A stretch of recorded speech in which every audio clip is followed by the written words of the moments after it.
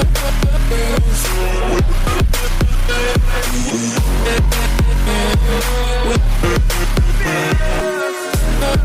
back to the channel, guys. So in last video we discussed about arrays and string. So in this video we will be discussing about exception handling. So before going to the concept of exception handling, so as and when you guys are programming, so if you run certain programs, obviously if there are any syntax or semantic errors or there's any programmatical logical errors also, you will be prompted errors, right? There will be certain types of errors stating that there is a particular error, this particular line, please go and fix it, like that, right? So how these errors are prompted, right? How these types of errors been prompted to the console? Are there any mechanism behind it? Obviously there is a mechanism. So there is a throwable object in Java. So under this throwable object there are many like classes or interfaces present. So in these classes or interfaces there is an predefined code or predefined logic for that. So if there is any particular mistake in semantic or syntax, so the compiler will get to know, okay, I need to call this particular class or interface and need to prompt whatever is hard coded written in them. So it happens like that. So what is exception and how it's defined, or how it's different from the errors, right? So why it's exception required, right? So why we need exception here? So let's consider a scenario here. As I told, we are automators, right? We need to automate everything. So in mathematics, we can't divide a number by 0 because it's 0 to infinity. So that's the core idea behind number division in mathematics, right? Okay, we've been knowing that. How the system will know that, right? Obviously it's not an error, right? So it's not an error to divide a number by 0. That's what the system will be thinking, right? So for that, we need to go and program in such a way that if a line of the Java compiler comes to a statement stating that there is a statement, a number divided by 0, it should go and call the exception class stating that you can't divide a number by 0. So obviously there are programmers who written code for that. So for this type of what to say scenarios or any cases, we do require exceptions. Okay, obviously. So what we need to do that at a time of any exception, we need to prompt user a particular statement stating that so this and this operation is not possible, so please do this and this operation, like that. We need to go and prompt the user, given more understanding about the system, stating that this is a site of exception we can't perform in the system. That's the main reason of exception handling, right?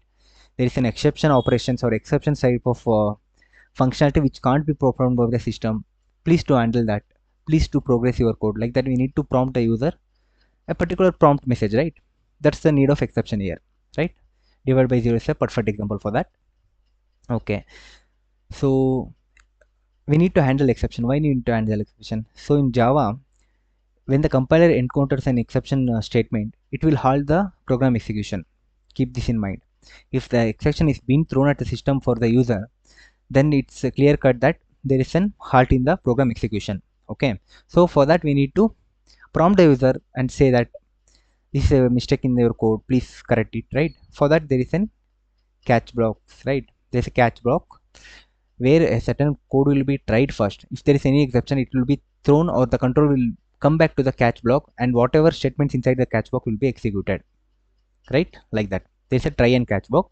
Try will try certain number of codes, and if there is an exception, the catch blocks will catch those exception and will print the to the console or wherever you required. Okay, so let's consider different again another scenario here.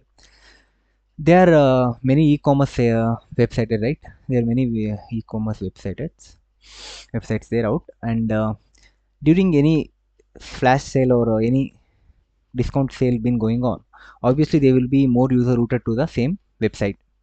So there is a crash in the system, right? User limit exceed. So you will be seeing an error stating that user limit has been exceeded. Or take another scenario where you leave an application open for halt and you are not using you are inactive for around 10 minutes.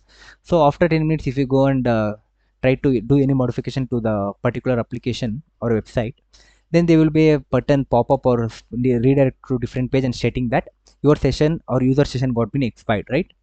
So this is an exception, right? This is an user defined exception, meaning that there is an already an user or programmers like who have defined the exception stating that there's an timeout in the session, so please do login again, right? This is a type of exception, user defined exceptions. Okay, so I think you got to know why the there is a need for exception, right? There's certain things or certain functions which need to be performed certain way. If the programmer goes and handles in a different way, right, then the system should prompt a certain message to the user rather than halting the entire execution of the system, so that the user can his or her can correct the particular mistake done by themselves, right? That's the need of exception. Okay, I think in-depth exception, there is no particular way of explaining better than this, I feel, right? So yeah, maintaining the normal flow of application, Java provides a robust and flexible mechanism to handle exception through the various types of blocks and keywords. Okay, there are certain keywords actually reserved for exception classes. So there's a try and catch block, as I told. Try, where the certain codes will be tried, and if there is an exception or uninterrupted or uninterrupted or unwanted type of code being executed, then the catch block will be by default called, and the code inside them will be prompted to the user. And there's a finally block. This finally will be executed when there is an exception. There is no exception also, right? So this finally block is generally used for closing the resources once they are open. Like once we open the file, we need to close the file. Once you open a connection to dbms, we need to close the connection to dbms, etc. There are different scenarios, guys. And there is a throw and throws keyword also. So we can throw the exceptions also, and throws keyword stating the user that this type of certain methods throw this type of exception, please handle that. So throws keyword is they are used for those scenarios. And custom exceptions, as I told, we can also create our own exceptions here. So let's go to the exception hierarchy here. So let me take you to this image here. Yeah, so in type of exception, there are user defined exception and built-in exceptions. So these are already pre-programmed by certain programmers. So in that built-in exceptions, so there is checked exception and unchecked exceptions, right? So checked exceptions are these exceptions are primarily or by default are checked at the compile time, meaning that at compile time only the compiler will come to know, oh, this is an exception, guys, please do handle this type of exceptions. The compiler will prompt the user like that. So unchecked exceptions, so these exceptions are also known as runtime exceptions. So these exceptions are basically caught during runtime, so meaning that after the program starts executing, so there is an exception, so the program halts there, right? Unchecked exceptions, the program halts there, meaning that these are checked at the runtime. Please be careful with unchecked exception, guys. These are very serious. They may halt the execution of the program here. So checked exceptions, they will the compiler will come to know, and it will prompt appropriate messages so that the user can handle those things. So class not found exception, interpret exceptions, IO exception, input output exception, it stands for, and instantiation exception, SQL exceptions, file not found exception, etc. comes under checked exceptions. And unchecked exceptions, they are arithmetic exceptions, class cast exception, null pointer exception, array index out of bound exception. I think you guys have gone through this array index out of bound exception in my previous sessions, right? And array store exceptions is there, illegal thread state exceptions is there. We'll see one by one. So before going to that, please be clear with this checked and unchecked exceptions. Checked exceptions are exceptions which are checked at the compile time. So unchecked exception are exceptions which are checked or detected at the runtime. These are also known as runtime exception. These are also known as compile time exceptions. Okay. Okay. So this is an in-depth overview, guys. As I told, there is an object class present, and there is a throwable. In that there is exception, there is errors. There are different types of again being classified basis on the classes and interfaces here. I think this in-depth is not required. Just you can go through it, guys. Yeah. So let's get in the jump back into the coding, guys. So let me go to the try catch example here. So let's begin with the try catch example. So as I told, so we will you try to execute certain things. If there is any exceptions, so we will try to execute the catch block, and we will prompt a certain or particular exception message stating to the user to correct his or her mistakes, right? That's the ultimate aim of using try and catch and exception features here in the Java. So what we are doing is that in this example, there is a try block. So inside this, there will be certain statements. If there is any exceptions here, particular catch block, the next catch block will be called. This will be called, and the statement inside this catch block will be executed, right? Okay, let's go to the in depth here. So this is a normal array variable declaration and initialization. So what we are doing is that here we're printing a value, numbers of 5. So there is an array called as numbers, obviously, and what we are doing is that we are accessing the fifth element or fifth index value here.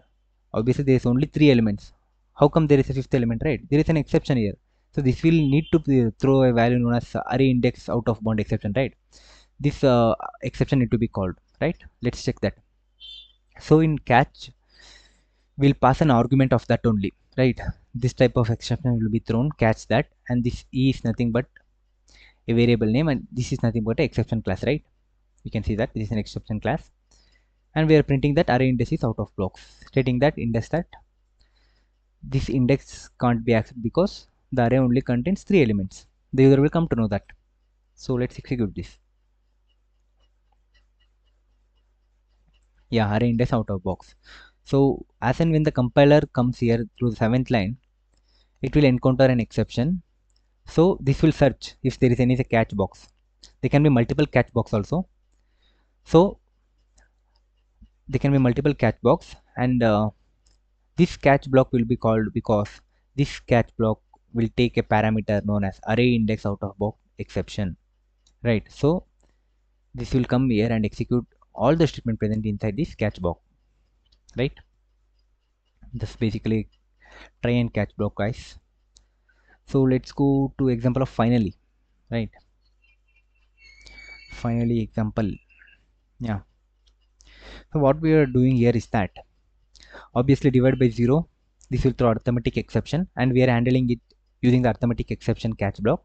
Obviously I told they can be different catch block also. So let's say there's a different catch block known as catch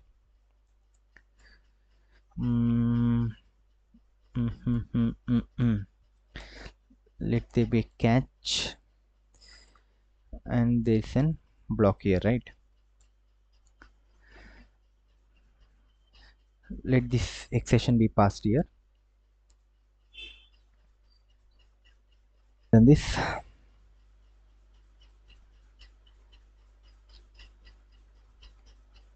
see cannot divide by 0 is executed. So this is not called, right? Why it's not called? Because the arithmetic exception will be called, and this will obviously not be printed. I think you guys got the point. I can even alter the point. You guys will be like thinking, okay, this is the first catch block, so this will be executed. Nothing like that, guys. We can change this flow also. Let me change and show you guys how this matching been happened at the back end. See, cannot divide by 0. If there is any array index out of bound exception, this will be called, obviously, right? That's what I am about to say.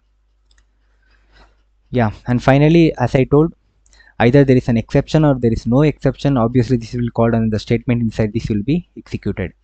So basically, convenient way what we are doing with the finally block is that we will be using this block to close the resources and close all type of resources which are open in the program. This is the basic use of finally block. Yeah, so let's go to throws example, or let's go to throw example. Okay, in our example, suppose we need to say I need to throw an example, right? I need to throw an exception. So what we can do now, right? This will throw an exception. Okay, what we are doing is that we can use throw keyword. We can use the throw keyword, throw an exception here, and the name of the class which you need to throw. This is basically the name of the exception class which you are throwing here. So illegal argument exception, which is I think an inbuilt exception, I guess. Yeah, it's an inbuilt exception which you are throwing here. What you are doing is that you will try to check whether age of above 18 here. We will call the check age method here. This will be called, and inside this we are passing the value, right? 15 will be passed here. So 15 is less than 18, right? Yes, obviously 15 is less than 18. So the statements inside this will be executed. What we are doing is throw throw is used to throw an exception, right? We can throw the exceptions to the user to state that illegal argument exception, and we are saying that age must be 18 or older, like that. We can also halt the exception, or we can also halt the program execution, guys. Please keep this in mind using the throw keyword. That's the use of throw. That's what we are doing here. And this will call here try, this will try, and this will throw the exception. Let's just execute this, guys. Yeah, age must be 18 or older. That's what we are doing here. And throws keyword. So why we use throws? So basically throws is used to prompt a user. Suppose there's different classes and methods present, so I need to use those classes and method in my program. So the good way of programming is that the programmer will tell the other users of his own code. It's like suppose they are different users for the code which I have created. What I will do is that I will follow the good manner of programming. What is that? I will state the users of my program saying that this particular block or method, this particular class or method will throw certain type of exception. Please handle this type of exception in your code, right? So for this type of scenarios, we use the throws keyword here. So what I am doing is that I have a read file method. So I am stating that users of my program is that this will throw IO exception. Please handle this type of exception in your code, right? That's what I am stating that.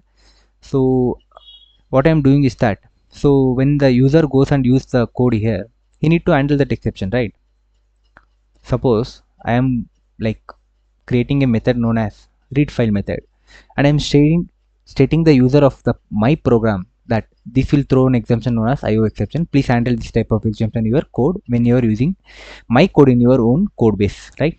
That's what I'm telling my users of the program. Okay, so this is nothing but file handling concept, guys. I will explain this while covering the file handling concept.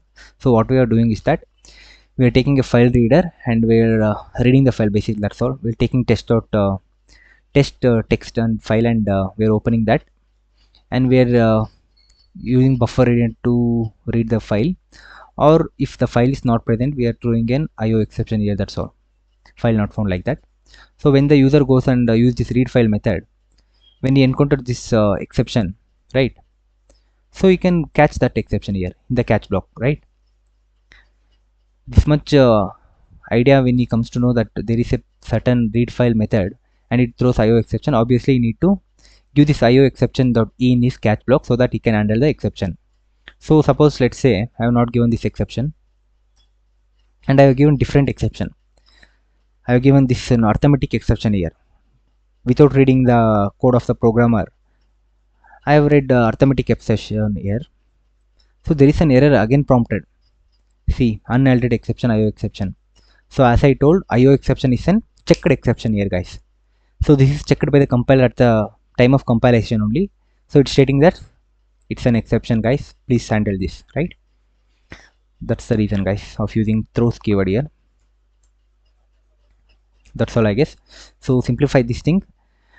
When the certain programmers write the code, they will prompt the users of program or his or her program, stating that I have written this method and this method throws this type of exception. Please handle these exceptions at your code base, or when you are using my code, please handle this type of exception because this type of exception is thrown by my system, like that. That's all, guys. Nothing to complicate here. And let's go to own custom exceptions, right? So how to create a custom exceptions here? So we can create our own exceptions using the extend keywords. So extend keyword is nothing but the concept of inheritance, guys, as you guys will be knowing. So this is a parent class. Exception is a parent class, and we are extending this parent class and having our own class known as age exceptions, and this age exceptions contain all the classes and the methods present inside the exception class, meaning that these have access to all the classes and interface present, classes and methods present in the exception class, like that, right? So I have defined the exception like this. Similarly, like class definition only, and we need to extend the exception class to create our own exception. So I have taken my exception as age exception.